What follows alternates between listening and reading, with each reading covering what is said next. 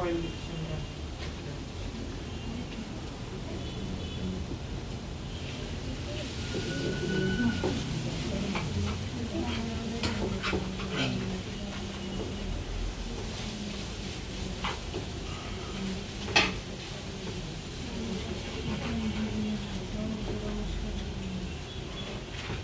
চিকেনটাকে জাস্ট হালকা একটু ভেজে নেব। চিকেনটা কুক করে এই ফিলিং করতে অনেক বেশি টাইম লাগে না, হ্যাঁ, কারণ কি আমার চিকেনও কুক করার যে পেঁয়াজ দিয়েছি পেঁয়াজ কাঁচাই খাওয়া যায়, তো টাইম লাগে না তো বেশি। চিকেনটা হালকা একটু ভেজে এর মধ্যে আমি এখন কি করব, সিজনিং দেওয়া শুরু করব। চুলার জাল এখন লো করে দিছি, কারণ আমার এখন কি যখন সিজনিং দিব লেগে যাওয়ার চান্সেস আছে নিচে।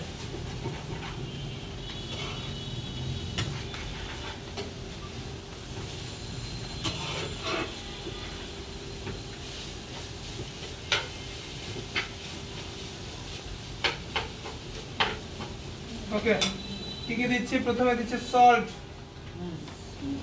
লবণ টু টেস্ট পরিমাণ মতো। তারপর দিচ্ছি সাদা গোলমরিচের গুঁড়া, ওই যে বাটির পাশে, আর হাফ চা চামচ। তারপর দিব সুগার, চিনি টু টেস্ট, অল্প একটু দিব, জাস্ট হচ্ছে আমার যাতে কি সল্টের একটা ব্যালেন্স আসে। হাফ চামচের একটু বেশি হবে, এক চামচ থেকে কম হবে।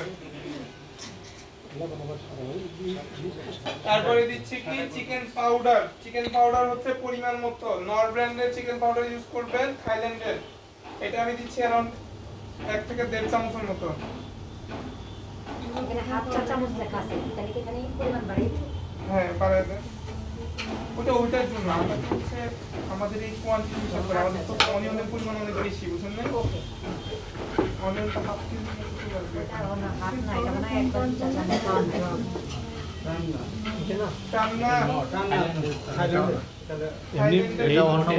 বোতলের ভেতরে প্যাকেট পাওয়া যায়। বাঙালি ফ্রিজে তো আদা রসুনই থাকে আইসক্রিমের বক্সে।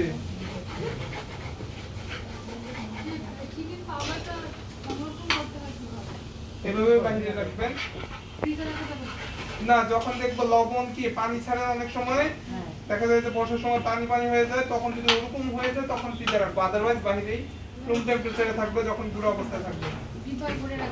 হ্যাঁ, এয়ারটাইট করে রাখবেন যতদিন না আপনার ডেট যায়। ওকে, আমরা হচ্ছে কি করব, এই যে হালকা ভাজি করে নিচ্ছি না, ভেজে নিচ্ছি এটাকে। যদি আপনারা আমেরিকান স্টাইল খেতে চান তাহলে আমরা এই চারটা মশলাই যাবে, আদার্স কোনো স্পাইসেস যাবে না এর মধ্যে, ঠিক আছে? আদার্স কোনো স্পাইসেস যাবে না। কি কি দিয়েছি? সল্ট, পেপার, সুগার আর চিকেন পাউডার, এই চারটা দিয়েছি। তারা এত বেশি স্পাইসেস খায় না। এখন আমাদের আবার কি এত অল্প মশলাতে আমাদের আবার জিহ্বায় লাগে না। এক্ষেত্রে আমরা বাংলা মশলা হিসেবে কি কি ইউজ করছি সেটা দেখেন। বাংলা মশলা হিসেবে ইউজ করছি আপনার হচ্ছে কি দিয়েছে, জিরা গুঁড়াও গরম মশলা হাফ চামচ, জিরা গুঁড়া, ওইটা কি জিরা? জিরা তো এটা লাগা। এটা ধনিয়া গুঁড়া হাফ চা চামচ। দেখি কাঁচা গন্ধ আসে কিনা। মাংস মানে গরম মশলা তিনটাই হাফ চামচ করে।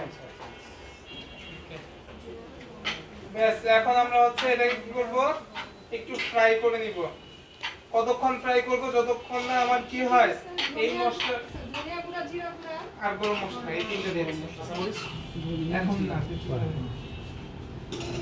এই তিনটা দিয়ে ফ্রাই করব কতক্ষণ? যতক্ষণ না পর্যন্ত আমার কি হয় র যে ফ্লেভার আছে এই মশলার সেটা চলে গিয়ে খুব সুন্দর একটা ফ্লেভার চলে আসে, ততক্ষণ পর্যন্ত। ধনিয়া গুঁড়া জিরা গুঁড়া কি ভাজাটা নাকি কাঁচাটা?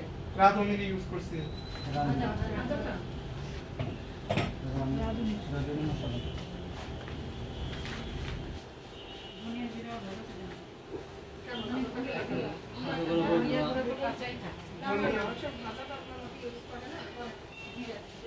জিরা ভাজাটা পাওয়া যায়।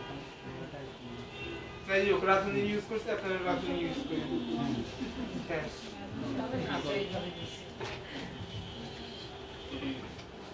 যখন আমরা এটার মধ্যে সুন্দর একটা ফ্লেভার পাবো, আমার কি মশলার কাঁচা গন্ধ চলে গেছে, কোন সুন্দর একটা ফ্লেভার ছাড়ছে, তখন আমরা এর মধ্যে কি ইউজ করব? কাঁচামরিচ। যে যেমন ঝাল খাবেন ঝালের মতো করে কাঁচামরিচ।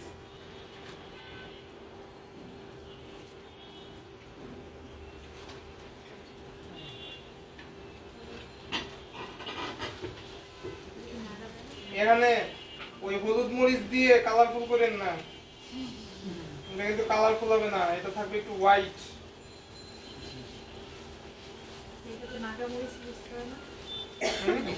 চাইলে করেন, সমস্যা কি, আমি এই যে যে জায়গায় কাঁচামরিচ করছি সে জায়গায় আপনি করেন নাগামরিচ। ক্যাপসিকাম তো দেওয়া যাবে তাই না? ভেজিটেবল অ্যাড করা যাবে তো। হ্যাঁ যদি চাই তাহলে আমরা নুডলসে যে সকল ভেজিটেবল দিতে পারি এর মধ্যে চাইলে ইউজ করতে পারবো, যে জায়গায় পেঁয়াজ করেছি সেই জায়গায় করবেন।